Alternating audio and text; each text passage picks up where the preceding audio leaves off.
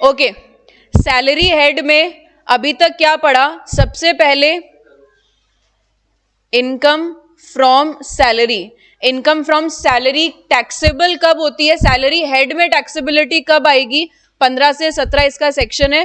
Taxability आती है employer employ relationship के बेसिस पर।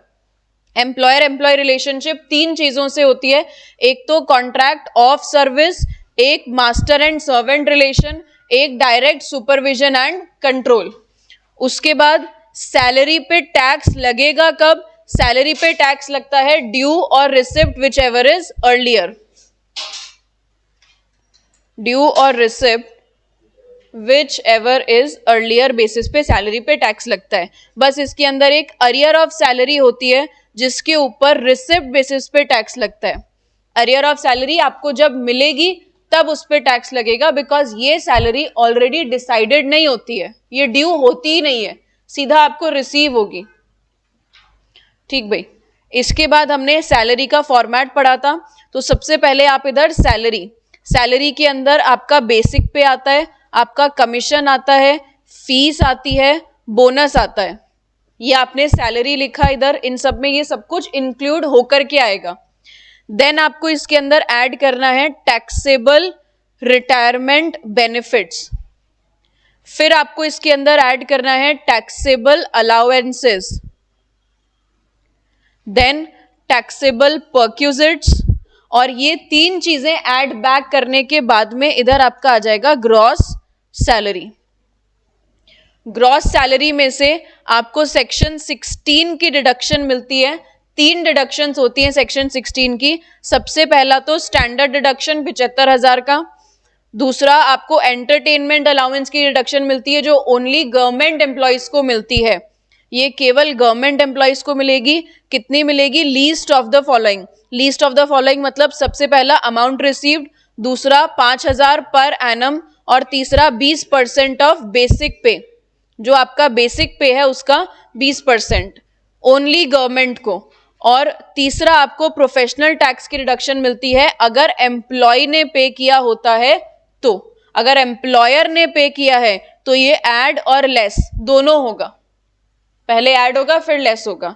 एंटरटेनमेंट अलाउंस भी पहले पूरा का पूरा आपको ऐड करना है, फिर लीस्ट ऑफ द फॉलोइंग आपको माइनस करना है।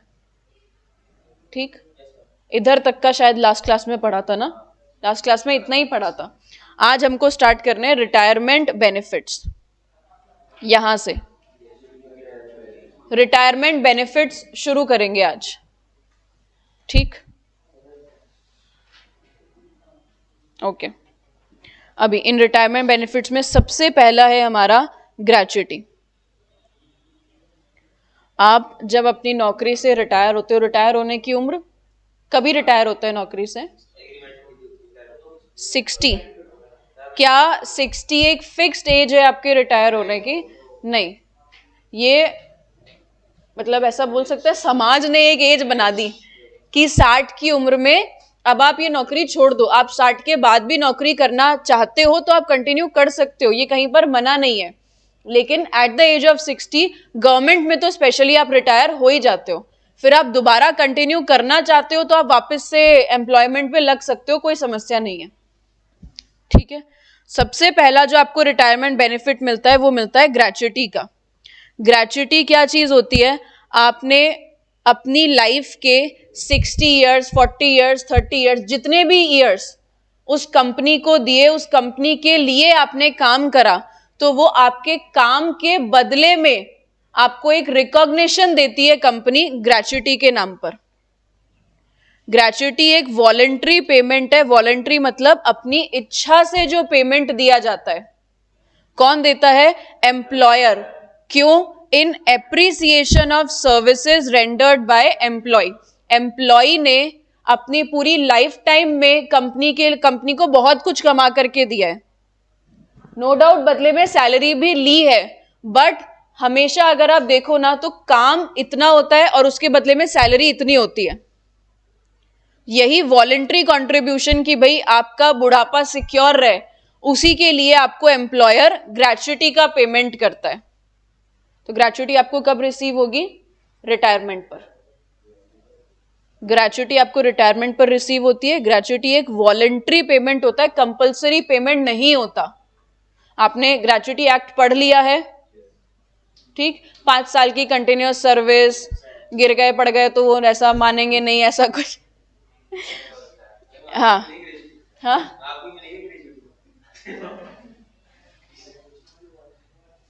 रिटायर तो होने दो। हाँ ठीक है, देखो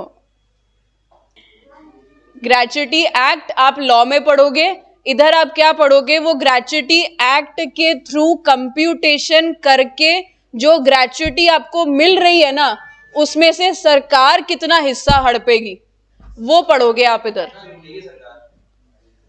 हाँ जी, हाँ जी अक्षी जी बोलिए।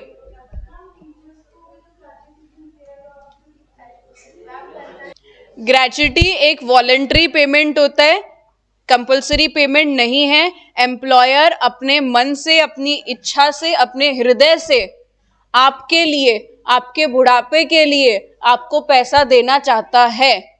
वैसे इधर वॉलंटरी इन्होंने यूं ही लिखा है, ग्रेचुटी एक्ट तो है ही ना, अगर ग्रेचुटी एक्ट एप्लीकेबल होगा तो आपको ग्रेचुटी का पैसा देना पड़ेगा, तो कंपल्सरी हो ही गया। ये इनकम टैक्स में वॉलंटरी लिखा है, बाकी इनको फॉलो तो ग्रेचुटी एक्ट करना है ना ग्रेचुटी देने के लिए, ठीक है।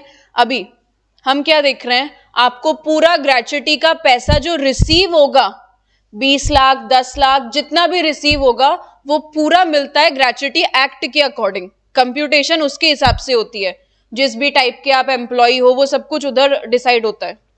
इसके अलावा अब उस पूरी इनकम में से मान लो आपको ग्रेचुटी का 10 लाख रुपया मिला, ये 10 लाख आपकी इनकम है ना, इस इनकम में से इनकम टैक्स डिपार्टमेंट कितना पैसा लेगा वो आप इधर पढ़ोगे, यानी कि टैक्सेबिलिटी ऑफ ग्रेचुटी। इस ग्रेचुटी के 10 लाख में कितना अमाउंट टैक्सेबल है और कितना अमाउंट एग्जेम्प्ट है, ये कंप्यूटेशन हमको इधर सीखनी है।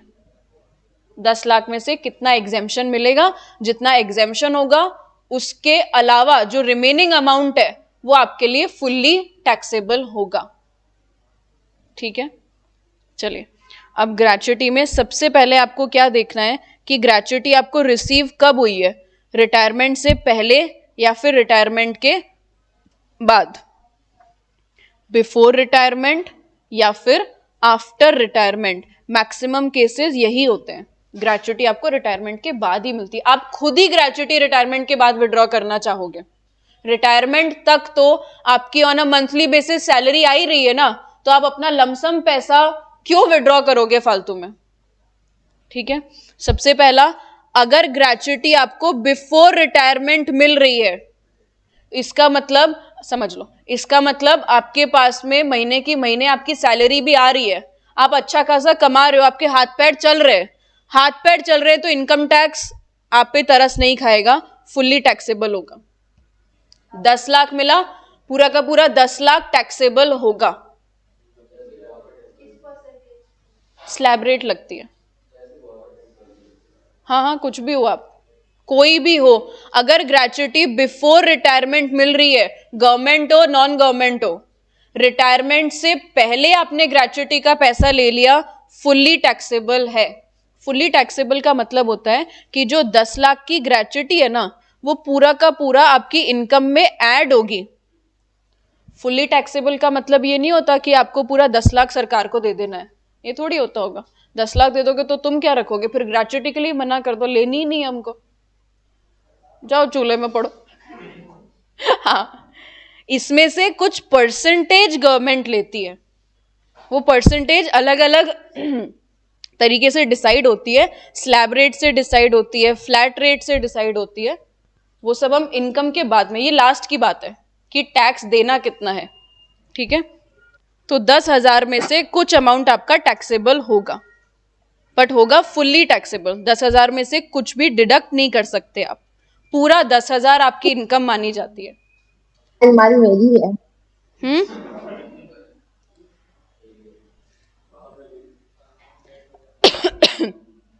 Gratuity before retirement fully taxable, gratuity after retirement अगर आपको मिली है, अब आपके हाथ पैर काम नहीं कर रहे, उसके बाद अगर आपको ग्रेच्युटी रिसीव हुई है, क्या आप सरकार के लिए काम करते थे?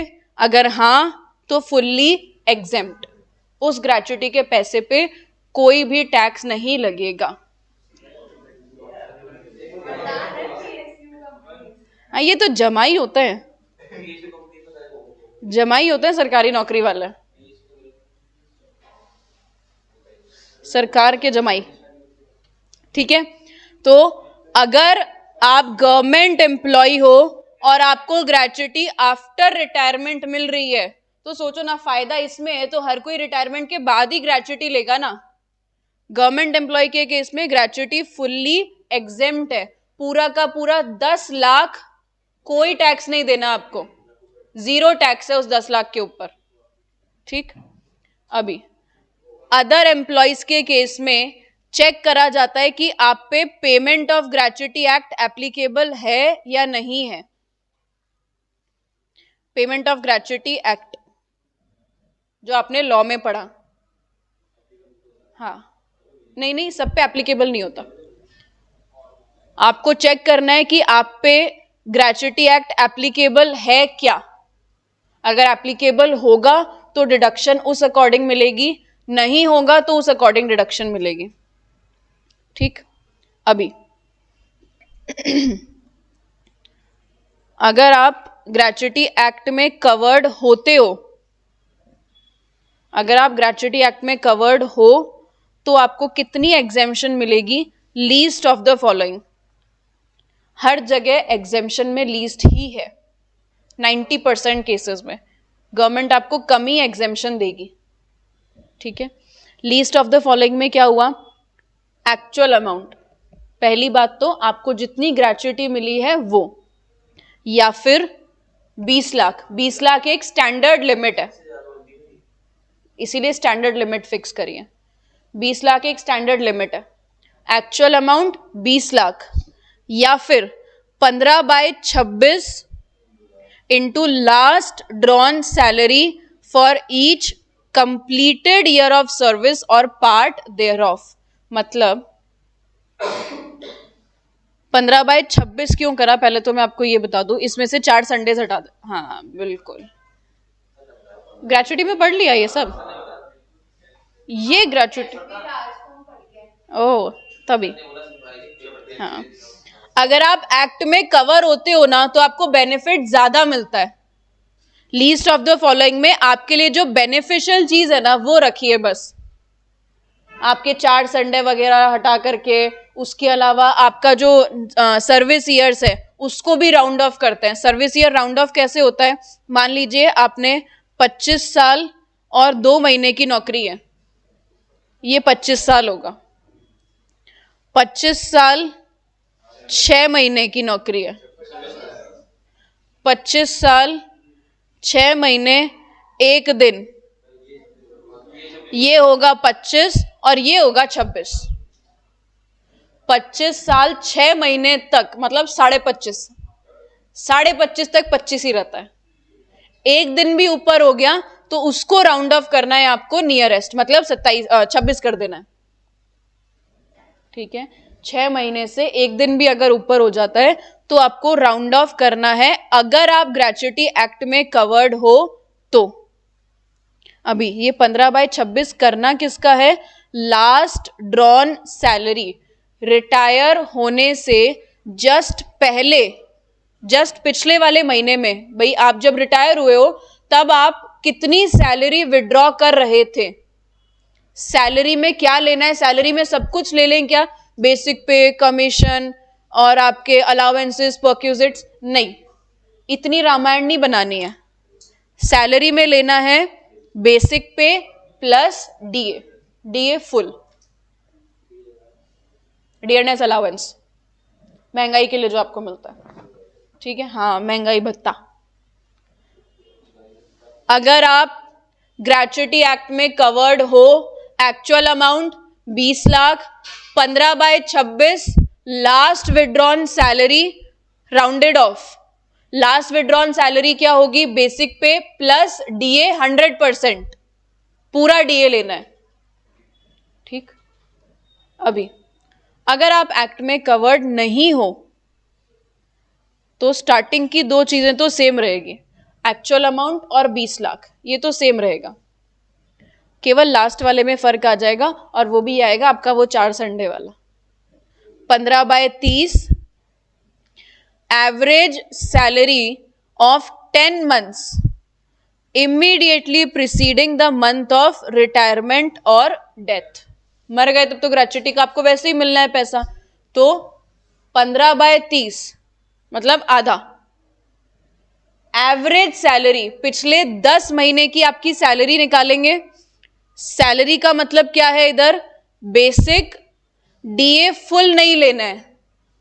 डीए दो तरीके के होते हैं, DA under terms and DA not under terms.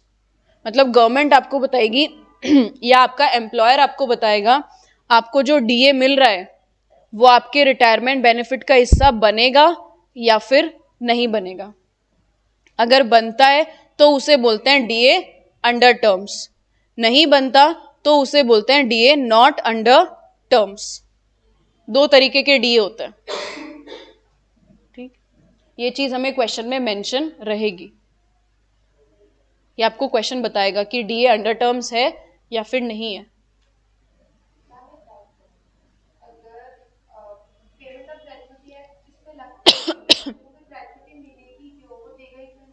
Voluntary इच्छा, अपने मन से भी तो ग्रेच्युटी दे सकता है ना वो उसको, ठीक है।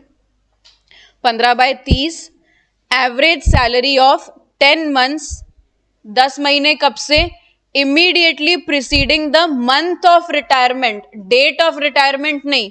जैसे आप सपोज रिटायर हुए हो 21 अगस्त को, तो 21 अगस्त से जस्ट पहले, मतलब आपको जुलाई से काउंट करना है 10 महीने, जुलाई से लेकर के पिछले 10 महीने आपको लेने हैं,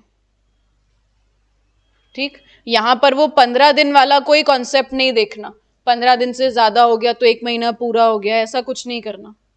ये इनफैक्ट अगर ये 31 अगस्त को भी होता तो भी कंप्यूटेशन जुलाई से शुरू करता है। इमीडिएटली प्रिसीडिंग द मंथ लिखा हुआ है एक्ट के अंदर, ठीक है। जिस महीने में आप रिटायर हुए हो उस महीने से जस्ट पहले वाला जो मंथ है वहां से लेकर के 10 महीने की सैलरी। सैलरी में क्या आएगा, बेसिक पे, DA under terms, commission, commission भी आएगा, हाँ कमीशन सेल्स वाला। कमीशन भी दो तरीके की होती है, एक तो आपको फिक्स्ड कमीशन मिल रहा है, आप कोई सेल करो ना करो फिर भी आपको कमीशन मिलेगा, और एक होती है कमीशन जो टर्नओवर पे बेस्ड होती है, हमें इधर सेल्स वाली कमीशन लेनी है। डन। ग्रेच्युटी अगर आप रिटायरमेंट से पहले ले रहे हो फुली टैक्सेबल, अगर आप रिटायरमेंट के बाद ले रहे हो, सरकारी नौकरी वाले हो फुल्ली एग्जेम्प्ट, सरकारी नौकरी वाले नहीं हो प्राइवेट वाले हो तो आपको चेक करना है एक्ट लगता है क्या। अगर एक्ट आप पे एप्लीकेबल है, amount received 20 lakh 15/26 into last drawn salary और number of service years rounded off. Last drawn salary होता है बेसिक पे प्लस डीए 100%। अगर आप एक्ट में कवर्ड नहीं हो, actual amount 20 lakh 15/30 into average salary of 10 months, 10 महीने कब से, रिटायर होने से जस्ट पहले वाले महीने से 10 महीने लेने।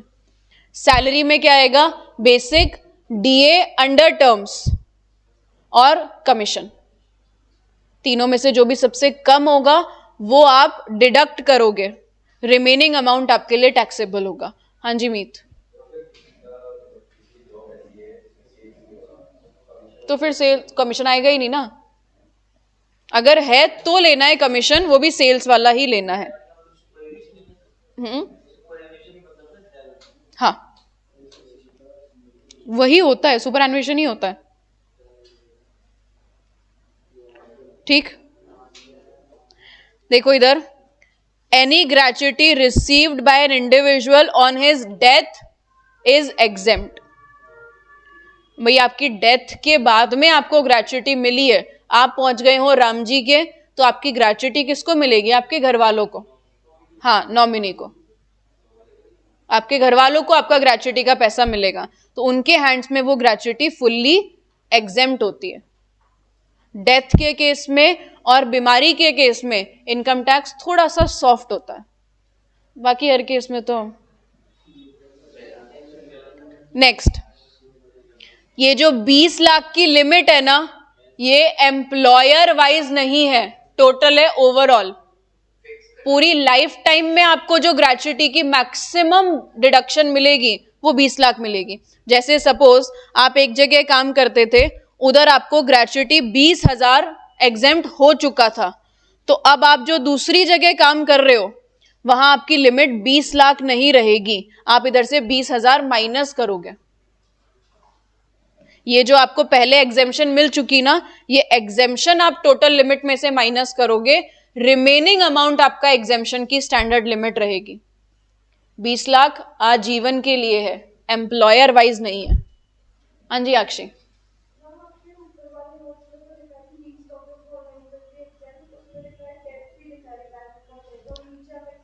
हाँ तो एग्जेम्प्ट कर दी उन्होंने डेथ के केस में।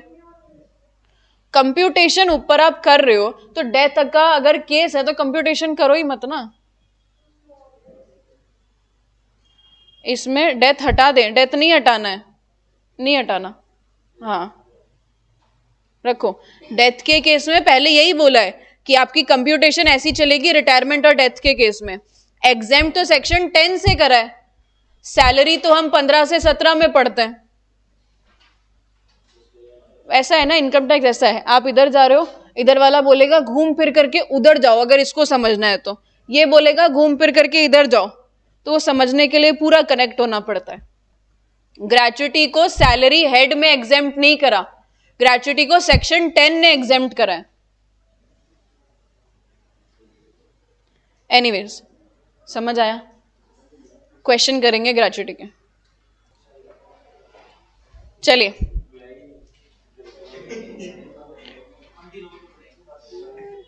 Ashok, an employee of ABC Limited, receives 8,05,000 as gratuity under the Payment of Gratuity Act, मतलब कवर्ड है पेमेंट ऑफ ग्रेच्युटी एक्ट से। रिटायर हुआ है 10 सितंबर 2023 को, after rendering services of 35 years and 7 months। अब अगर ये ग्रेच्युटी एक्ट में कवर्ड है तो राउंडिंग ऑफ करनी है हमें, तो ये 35 की जगह क्या हो गया, 36 हो जाएगा। लास्ट विड्रॉन सैलरी दे रखी है 32,700 पर मंथ। आपको कैलकुलेट करना है amount of gratuity chargeable to tax. देखो सोल्यूशन कैसे करा जाता है। सबसे पहले आप इसके खोपड़े पे लिखोगे कि आप कंप्यूट क्या कर रहे हो। Computation of taxable amount of gratuity, उसके बाद particulars, details और इधर आपका अमाउंट।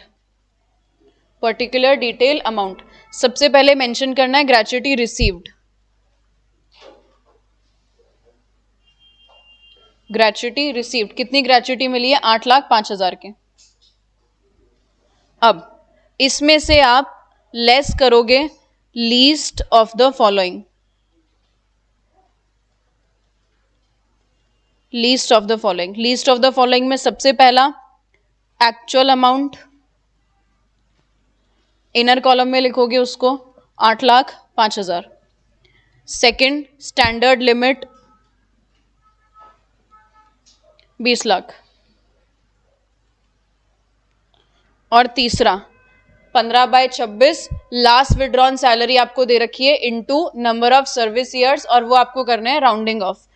15/26 इंटू 32,700 इंटू 36, कितना अमाउंट आएगा? 6,79,153। 3 के बाद क्या आ रहा है? 0.8, तो फिर 4 करो इसको, 679,154। ये यही वर्किंग नोट हो गया ना ना ना, राउंडिंग ऑफ के बारे में नहीं लिखना, राउंडिंग ऑफ के बारे में कोई वर्किंग नोट नहीं बनाना, ठीक। लीस्ट ऑफ द फॉलोइंग जाएगा आपका 679,154। तो टैक्सेबल ग्रेच्युटी आ गई इधर, टैक्सेबल ग्रेच्युटी 1,01,25,846, ठीक है। ये हो गया आपका ग्रेच्युटी। नहीं,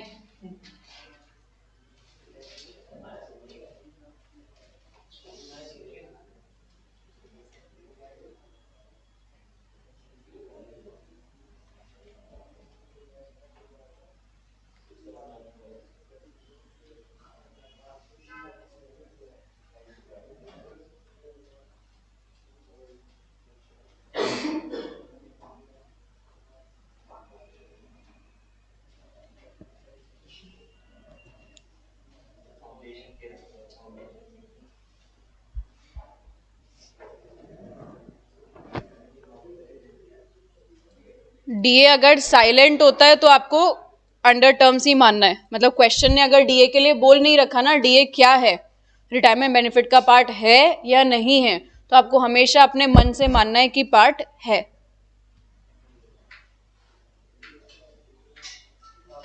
एसएससी के फायदे का काम करना होता है।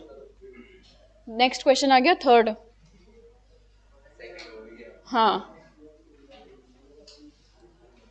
हाँ जी, थर्ड क्वेश्चन करोगे जरा ट्राई एक बार, सेल्फ करो, अभी करना है।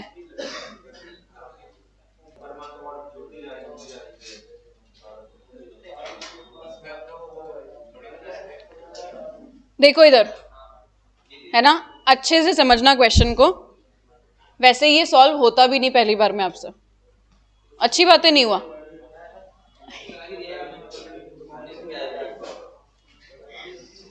इसलिए नहीं होता, होने को तो हो भी सकता था, देखो अगर आप थोड़ा सा टाइम आपको मिलता तो, ऐसा है ना। पढ़ते हैं क्वेश्चन को एक साथ। Mister old man retired from his job after 29 years 6 months and 15 days of service। मतलब इधर जो कवर्ड वाला है ना, इसमें तो ये हो जाएगा 30, और जो नॉट कवर्ड है इसमें ये रहेगा 29 ही। नॉट कवर्ड में राउंड ऑफ नहीं करते हम, ठीक है। रिटायर कब हुआ है? 17 दिसंबर 23। मतलब जिसमें कवर्ड है तो उसमें तो आपको देखना ही नहीं है, लास्ट विड्रॉन सैलरी आती है। नॉट कवर्ड में एवरेज आता है। एवरेज कब से? जिस मंथ में रिटायर हुए हो उससे पहले वाला महीना, मतलब नवंबर से आपको 10 महीने लेने हैं। नवंबर 23 से आपको 10 महीने लेने हैं इसके अंदर, तो फरवरी तक जाएगा। इधर नवंबर से शुरू कर रहे हो तो वहां पर फरवरी तक जाएगा, ठीक। यहां दूसरी चीज, नवंबर से फरवरी, ठीक है। ग्रेच्युटी कितनी मिली है? 4 लाख। ये तो ग्रेच्युटी रिसीव्ड हो गई, actual amount received. Salary at the time of retirement उसकी कितनी सैलरी थी? रिटायरमेंट मतलब दिसंबर 23 में उसकी सैलरी थी 6,000 पर मंथ बेसिक, डीए था 1200 per month.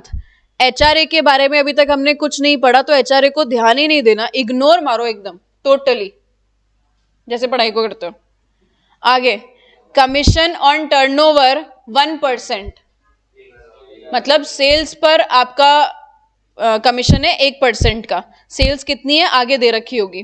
Commission on profit है 5,000, तो फिक्स्ड कमीशन से भी हमें कोई लेना देना नहीं है, हमको कमीशन चाहिए होती है सेल्स वाली, टर्नओवर बेस्ड। अच्छा, आगे बोला इसको इंक्रीमेंट मिला है 1/4/23 से, मतलब अप्रैल 23 से पहले इसकी सैलरी 5,000 पर मंथ की थी। मतलब आप इधर से लोगे फरवरी और मार्च, फरवरी और मार्च में जो बेसिक पे लोगे ना वो 5,000 आएगा। अरे इंक्रीमेंट मिला है 1 तारीख से, इसको 1,000 रुपए का इंक्रीमेंट मिला है, मतलब कि ये जो 6,000 की सैलरी हुई है ना, ये हुई है 1 अप्रैल से। हमको तो फरवरी तक का लेना है ना, तो नवंबर से अप्रैल बेसिक पे लोगे आप 6,000, और इधर 2 महीने, पिछले 2 महीने का मतलब मार्च और फरवरी बेसिक पे लोगे 5,000। ऐसा टर्नओवर थ्रू आउट है 1 लाख का। ठीक, अभी देखना सोल्यूशन ध्यान से। पहले इसमें वर्किंग नोट बनेगा, सीधा सोल्यूशन नहीं कर सकते आप। Working note 1, computation of salary. Computation of salary, salary की कंप्यूटेशन होगी सबसे पहले।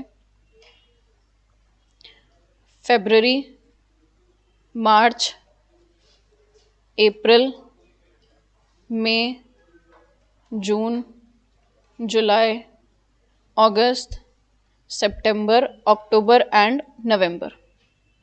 ठीक, इधर आएगा आपका बेसिक पे, इधर आएगा डीए, और इधर आएगा आपका कमीशन। बेसिक पे फरवरी में 5,000 और इधर भी 5,000, उसके बाद कंटिन्यू 6,000।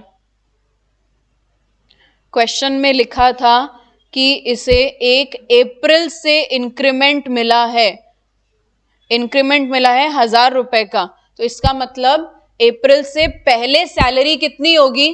5,000। समझ आया? डीए के अंदर कोई भी इंक्रीमेंट नहीं है, तो डीए थ्रू आउट 1,200 है।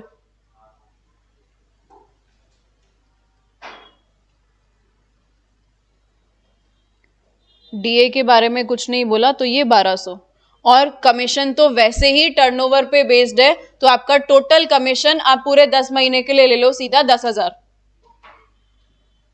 कमीशन टोटल आ गया इधर 10,000। ठीक है, हाँ। अब इसकी टोटल एग्रीगेट जो सैलरी है, मतलब ये इधर नहीं, इधर लिखोगे टोटल 6,000 करके ये है, 5,000 आपका उधर है, तो टोटल इधर कितना हो गया?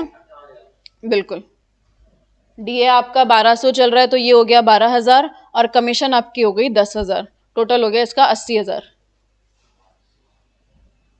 80,000 10 महीने का एवरेज सैलरी है इसकी, 10 मंथ एवरेज सैलरी, जो आपको किस में काम आएगी? सी वाले पॉइंट में काम आएगी। ये केवल 10 महीने, 10 महीने की एवरेज सैलरी 8,000, 10 मंथ एवरेज। ठीक है, ये हो गई आपकी 10 मंथ एवरेज। अब तीनों पॉइंट की कंप्यूटेशन करते हैं, तीनों केसेस की, case A, case B and case C. अब अपना मेन आंसर स्टार्ट हो रहा है, ए बी सी। ए की कंप्यूटेशन करनी नहीं है, इसके लिए वर्किंग नोट में लिखोगे कि क्योंकि गवर्नमेंट एम्प्लॉय है तो ग्रेच्युटी निल टैक्सेबल होगी, फुल्ली एग्जेम्प्ट है। तो इधर हमारा जाएगा केस बी एंड केस सी। सबसे पहला, ग्रेच्युटी रिसीव्ड। कितनी ग्रेच्युटी मिली है? ग्रेच्युटी इसको रिसीव हुई थी 4 लाख की, 4 लाख की ग्रेच्युटी मिली थी, माइनस बी वाला जो है वो एक्ट में कवर्ड है, ये वाला नॉट कवर्ड है, minus least of the following. Least of the following में क्या? सबसे पहला एक्चुअल अमाउंट, एक्चुअल अमाउंट दोनों में सेम रहेगा, इधर आ गया 4 लाख और इधर भी 4 लाख। फिर स्टैंडर्ड लिमिट, लिमिट भी दोनों में सेम रहेगी 20 लाख। अब सी वाला पॉइंट बदलेगा, तो सबसे पहले कवर्ड की कंप्यूटेशन करते हैं, 15/26 into last drawn salary. Last drawn salary कितनी आएगी? 6,000 का तो आपका बेसिक पे और 1,200 का आपका डीए, 7,200। इसमें केवल बेसिक और डीए ही आता है लास्ट विड्रॉन सैलरी में। और आपके number of service years rounded of, तो सर्विस ईयर्स 30। ठीक है, कितना आ गया इसका 15/26 करके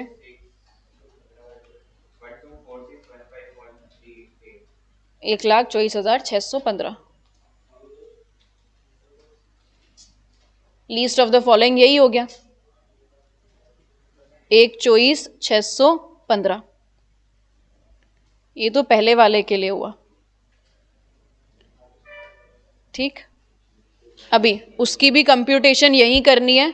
ये होगा 15/30 इंटू 10 महीने की एवरेज सैलरी कितनी आपने फाइंड करी थी उधर 8,000। Number of service years round of नहीं करने हैं।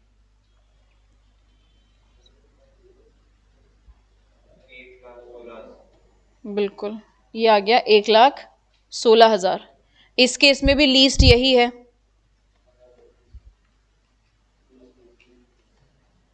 एक 1,16,000।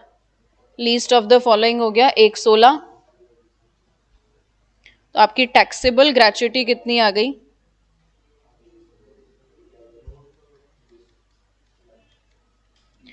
टैक्सेबल ग्रेच्युटी कितनी आ गई पहले वाले केस में?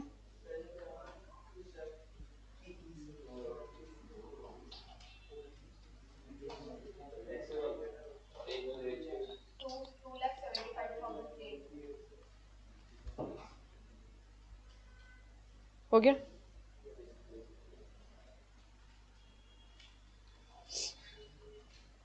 ये आपकी टैक्सेबल ग्रेच्युटी है।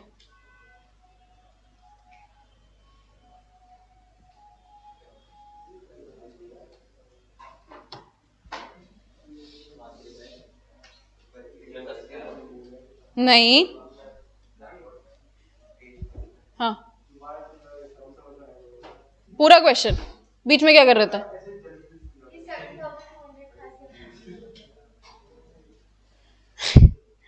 देखो ऐसे बीच में बोल दिया करो कि समझ नहीं आया। 7,200 आया, 6,000 प्लस 1,200 बेसिक पे प्लस डीए फुल। अभी ऊपर क्या करा? वर्किंग नोट 1, 8,000 आया वर्किंग नोट 1। इसमें ना क्वेश्चन में 3 केसेस दे रखे थे विनीत, क्वेश्चन में 3 केसेस दे रखे थे। पहले वाले में तो गवर्नमेंट था, गवर्नमेंट के लिए निल, कंप्यूटेशन ही नहीं करनी। दूसरा वाला आदमी एक्ट में कवर्ड था, मतलब दूसरे वाले केस में एक्ट में कवर्ड था, ग्रेच्युटी एक्ट में। तीसरे वाले में नहीं था। एक्ट में कवर्ड होता है तो कंप्यूटेशन कितनी होती है? 15/26 इंटू बेसिक प्लस डीए, एक महीने का। बेसिक था 6,000, डीए था 1,200, तो टोटल हो गया 7,200। जितने साल उसने नौकरी करी, अगर वो 6 महीने से ऊपर जा रहा है तो राउंड ऑफ कर दो। तो इसका 6 महीने से ऊपर जा रहा था क्वेश्चन में, देखो 29 ईयर्स 6 मंथ 15 डेज, तो 30 कर दिया इसको। कंप्यूटेशन करके ये अमाउंट आया, और लीस्ट ऑफ द फॉलोइंग भी यही आ रहा है। ये एग्जेम्पशन मिल गई। ग्रेच्युटी टैक्सेबल कितना होगा? 4 लाख में से एग्जेम्प्टेड हटाओ, रिमेनिंग अमाउंट आपके लिए टैक्सेबल हो गया। एग्जेम्प्ट वाला अमाउंट आपको टैक्सेबल में से हटाना है। टैक्सेबल क्या मतलब? जितनी ग्रेच्युटी मिली थी, सॉरी, उसमें से आपको डिडक्ट करना है। दूसरे वाले ये टैक्सेबल है, इस पे टैक्स लगेगा, स्लैब रेट। फिर अगर आप एक्ट में कवर्ड नहीं हो तो होता है 15/30 into average salary. Average salary अभी ये वर्किंग नोट से निकाली। एवरेज सैलरी हम लेते हैं लास्ट 10 महीने की सैलरी। तो ये बंदा दिसंबर में रिटायर हुआ था, दिसंबर से पहले आता है नवंबर, 1 महीना, अक्टूबर सितंबर करते अपने अरे मतलब इधर से दिसंबर हटा दो और इधर से जनवरी हटा दो, हो गए 10 महीने, है ना? सीधा सही है। अब उल्टा इतना फ्लुएंसी से नहीं बोला जाता, इसीलिए लिखा भी ऐसे था। हाँ, अभी ऑनलाइन में भी कोई कुछ कहना चाह रहा है। मैम ये जो थर्ड वाले केस 1 लाख आपको कितना, हाँ ये देखो, ये 1 लाख पर मंथ का आपका टर्नओवर था, पर मंथ। तो पूरे साल भर का टर्नओवर निकालो इंटू 12, उसका 1%, उसका 1% करना है आपको, और वो लेना है 10 महीने के लिए। आप, अरे तो 10 महीने के लिए करना है ना, तो ये आप सीधा 10 ही करो ना इसको, 10 महीने का और 1%। मैम ठीक, ये 8,000 वर्किंग नोट से आया, बेसिक डीए कमीशन, और इधर राउंड ऑफ नहीं होता, इधर 29 ही रहेगा, 29। ये आपका तीनों में से लीस्ट आ गया ये वाला, एग्जेम्पशन दे दो, 4 लाख में से 116 गया, टैक्सेबल आ गया 284। अरे तुमसे ही पूछ रही हूं।